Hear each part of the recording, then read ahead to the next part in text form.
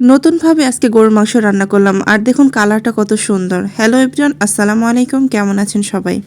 আশা করি খুব ভালো আছেন।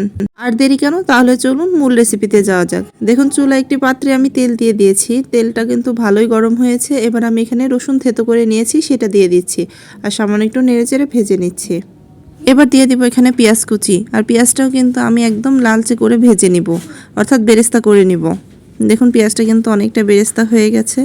আশা করি ভিডিওটি না টেনে সম্পূর্ণ দেখবেন। এরপর যে আমি এখানে দিয়ে দিব গোটা গরম মশলা। এখানে দারুচিনি, এলাচ, তেজপাতা, লবঙ্গ সব রকমের মশলাই আছে। এখন আমি এখানে মাংস দিয়ে দিয়েছি। এবার মাংসটা খুব ভালো করে নেড়েচেড়ে মিশিয়ে নিব। আপনারা বলতে পারেন যে এটা কিভাবে রান্না করছি, দেখতে থাকুন তাহলেই বুঝতে পারবেন। এ পর্যায়ে আমি এখানে দিয়ে দিব স্বাদমতো লবণ। লবণটা দিয়ে আমি ঢাকনা দিয়ে ঢেকে দিব। ঢাকনাটা উঠিয়ে আমি আবার ভালো করে নেড়েচেড়ে দিব। আর এটা কিন্তু দেখবেন মাংসের কালারটা একদমই কালো একটি কালার নিয়ে আসবে।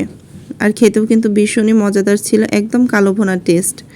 এবার দেখুন আমি বাকি মশলাগুলো দিয়ে দিব। দিয়ে দিচ্ছি এখানে আদা বাটা, জিরা বাটা, হলুদের গুঁড়া, মরিচের গুঁড়া। মরিচের গুঁড়াটা আপনার যে পরিমাণ ঝাল পছন্দ করেন সেই পরিমাণ অনুযায়ী দিয়ে দিবেন। এখানে দিয়ে দিয়েছি এটা গরম মশলার গুঁড়া, দিয়ে দিয়েছি কাঁচামরিচ, আর এখন দিয়ে দিব সয়া সস 1 টেবিল চামচের মতো। আর এখানে টমেটো সসও দিয়ে দিব 1 টেবিল চামচের মতো।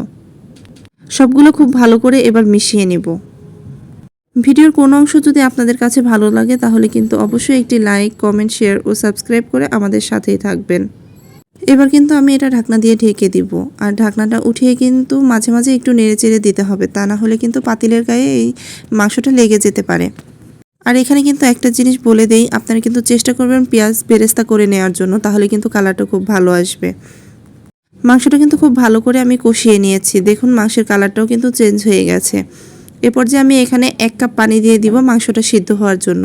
আমি এখানে মাংসটা ঝোল ঝোল রাখবো না, একদম কালো ভুনার মতো শুকনা শুকনা রাখবো। তার জন্য আমি এখানে 1 কাপ পানি দিয়েছি। আর চুলার জালটা একদমই লোতে রাখবো, যেন এটা খুব ভালোভাবে সিদ্ধ হয়ে যায়। এরই মাঝে দেখুন মাংসটা কিন্তু খুব ভালোভাবে সিদ্ধ হয়ে গেছে, আর এক্সট্রা যে ঝোল ছিল সেটাও কিন্তু শুকিয়ে গেছে। এ পর্যায়ে যে মশলা আর তেলটা সেটাই কিন্তু ভেসে উঠেছে।